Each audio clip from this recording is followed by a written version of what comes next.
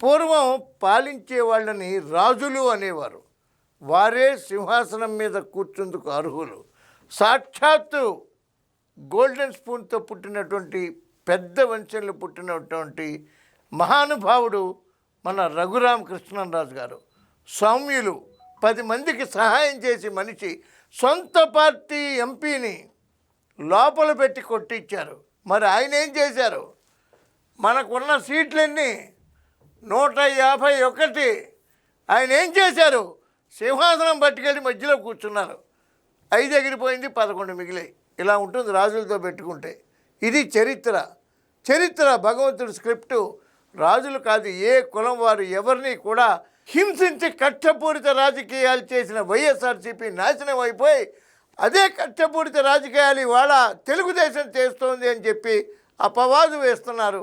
మీరు చేసినటువంటి తప్పుకి శిక్ష ఇదే శిక్ష. అదే మాకు శ్రీరామ రక్ష తెలుగుదేశం పార్టీకి.